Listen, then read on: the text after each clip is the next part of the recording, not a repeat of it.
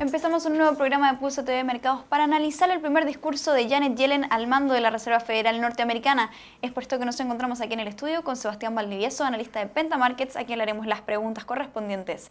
Buenas tardes, Sebastián. Hola, Antonella. ¿Cuál es la primera lectura que se puede hacer entonces de este discurso de Janet Yellen? Bueno, Janet Yellen ha hecho un comunicado que consta principalmente de 3 puntos esenciales. Primero, comunica que va a mantener las tasas de interés en niveles bajos por bastante tiempo. Segundo, considera que ha sido relevante el rol que ha tenido el programa de estímulo monetario conocido como quantitative easing, y ella considera que hay que mantenerlo y que la tasa a la cual se va reduciendo o no ese programa de estímulo va a ir dependiendo de los datos macroeconómicos que se van generando.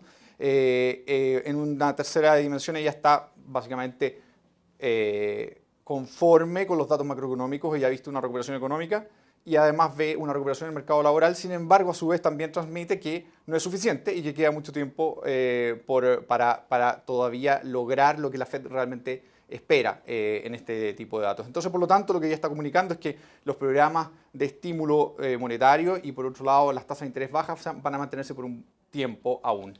Y un elemento adicional, y ella agrega o comenta sobre la volatilidad que ha habido en los mercados a propósito de particularmente los mercados emergentes, y ella considera que Estados Unidos todavía está, digamos, no se ha visto afectado no se debería haber afectado por esta volatilidad que se está generando por el momento en los mercados emergentes. Ese es un tema que me gustaría... Claro, perfecto. El último tema es sumamente interesante y lo conversaremos más adelante. Pero antes de entrar de lleno en eso, me gustaría saber entonces cómo es este lenguaje de Janet Yellen. ¿Es un lenguaje claro? ¿Qué efecto produce entonces en los mercados en los primeros movimientos que vimos después del discurso? Sí, yo creo que es un mensaje claro porque ella esencialmente enfatiza la importancia de la continuidad en la política que ha tenido la Reserva Federal. Mal que mal hay que recordar que ernanke participó del comité, ella era parte relevante del comité que tomaba las decisiones en términos de política monetaria, y por lo tanto lo que ella está comunicando no es muy diferente que lo que comunicaba Bernanke, en realidad es una continuación del plan, y por lo tanto el mercado no se ha visto sorprendido, digamos, negativamente, o no ha tenido ninguna elemento que no había considerado, sino que en realidad todo estaba dentro de las expectativas que se hacían, porque ella está continuando lo que Bernanke venía haciendo, que es en el fondo la Reserva Federal completa. Se dejó abierta también la posibilidad de recortes moderados en lo que viene de los próximos meses, pero también un poco los comentarios y las perspectivas de este último tiempo han sido que un poco la Reserva Federal norteamericana se apresuró con el inicio de este tapering. Entonces la pregunta es, Sebastián, ¿cuándo sería el timing adecuado para volver a tener una reducción? Bueno, el timing, lamentablemente, Antonella, es algo muy difícil de saber. La Reserva Federal misma, con todos los datos que tiene, se la puede criticar por el timing que ha tenido. Entonces, difícilmente yo podría especular, cualquiera podría especular sobre cuál es el timing adecuado. La verdad es que yo creo que habíamos hablado muchas veces en entrevistas anteriores que la Reserva Federal iba a iniciar el tapering sí o sí. Los que creían que eventualmente esto se iba a mantener como indefinidamente, eso era ilusorio. En realidad iba a darse, la única pregunta iba a ser en diciembre o en marzo o en abril, pero la verdad es que venía luego. Yo creo que el timing exacto es imposible de saber. Eso va a ir dependiendo de los datos macroeconómicos. Yo creo que la Reserva Federal ha hecho lo que tenía que hacer, digamos, en base a datos, ha tomado decisiones. Los datos contundentes y concretos han sido que la recuperación económica está dándose, que hay una mejora sustancial en el mercado laboral. En el último programa de estímulo en particular, desde el último inicio del programa de estímulo, la tasa de desempleo ha caído un 1,5%, es decir, de 8,1 a 6,6%. Y eso significa que, en definitiva, hay resultados concretos y, por lo tanto, en rigor había que empezar el inicio, o había que dar inicio al retiro del programa de estímulo. Y, en definitiva, creo que la Reserva Federal hizo bien con tomarlo en diciembre. Podría haberlo hecho en marzo, yo creía que lo iba a hacer en marzo. Porque todavía queda el tema del techo de la deuda por dilucidar, cosa que todavía, de hecho, se está hablando ahora.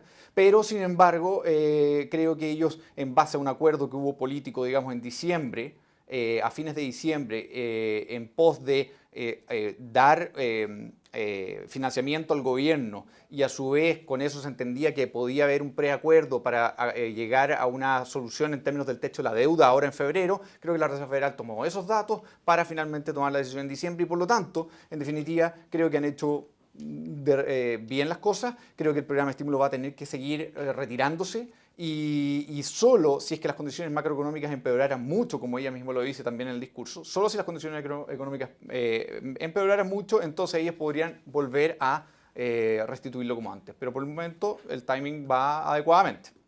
Perfecto, y un poco lo mencionabas antes, hablamos entonces de esta volatilidad que todavía le es ajena a Estados Unidos en los mercados emergentes.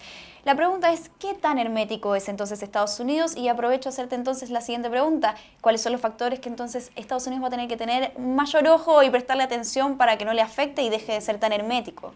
No, es que por supuesto que no es hermético. De hecho, yo creo que Janet Yellen no trata de transmitir la idea de que ellos son herméticos o inmunes a lo que pasa en el resto del mundo, sino que lo que ella creo que trata de transmitir como buena, digamos, con su buena formación académica y como buen académico, que son digamos, la línea, por supuesto, que tiene que tener la Reserva Federal, ellos se basan en datos concretos. Y por ahora lo que está pasando en los mercados financieros podría ser volatilidad especulativa de carácter de corto plazo. Es decir, todavía no se traducen datos macroeconómicos suficientes como para que ellos tomen una decisión basada racionalmente en, como te digo, en datos contundentes. Como no están esos datos, ella no puede, y yo creo que nadie de la Reserva Federal va a tomar una decisión especulativa basada en lo que está pasando en los mercados financieros. Hay que recordar, Antonella, que los mercados financieros normalmente se adelantan a los datos macroeconómicos. Son tremendamente especulativos y por lo tanto no se basan o no toman, los inversionistas, la gran mayoría no toma decisiones en base a lo que hoy día está reportado en el dato macroeconómico, sino que es lo que ellos creen que se va a reportar en 3 meses más, en 6 meses más, en un año más. Por lo tanto, como son tan de carácter especulativo, muchas veces los mercados se equivocan respecto a esos datos. Por eso es que la Reserva Federal no puede estar tomando en cuenta lo que pasa en la bolsa ahora, porque eventualmente la bolsa se podría recuperar. Hoy día la bolsa subió, el Dow Jones subió 200 puntos y hace una semana atrás estaba cayendo 200 puntos. Entonces, dada esa volatilidad, la Reserva Federal no puede estar como tomando decisiones de corto plazo basado en cada día o cada semana de acuerdo a lo que pasa en las bolsas o en las bolsas extranjeras. Me refiero, puede ser también, qué sé yo, las monedas emergentes. No es suficiente. Lo que es suficiente para la Fed son los datos macroeconómicos reportados. Esos datos vienen con un cierto retraso, así que necesariamente la Reserva Federal va a tener que esperar antes de tomar decisiones apresuradas. Perfecto, Sebastián. Y por último, para ir cerrando entonces la entrevista, si tuviéramos que puntualizarlo, ¿cuáles son los desafíos que podría enfrentar entonces Janet Yellen en los próximos 4 años? Bueno, lo principal para Estados Unidos, para la Reserva Federal hoy día, hay que recordar el doble mandato que tiene la Reserva Federal, de lo cual hoy día habló Janet Yellen. A diferencia de la gran mayoría de los bancos centrales, la Reserva Federal tiene el mandato no solo de velar por la estabilidad de los precios, sino que también por contribuir al pleno empleo, digamos, a la generación de empleo.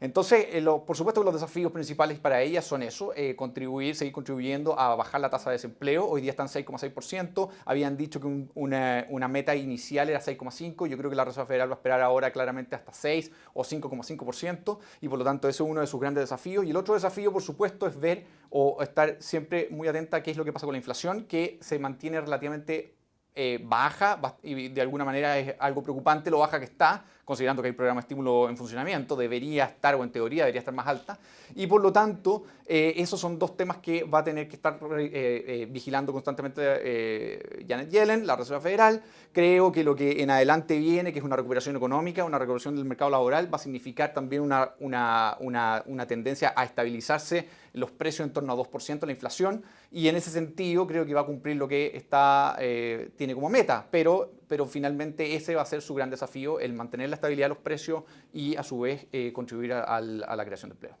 Con este análisis entonces cerramos el programa. Muchas gracias por acompañarnos, Sebastián. Gracias a ti, Antonella. Y muchas gracias a ustedes por acompañarnos también una vez más aquí en Pulso TV. Que tengan muy buenas tardes.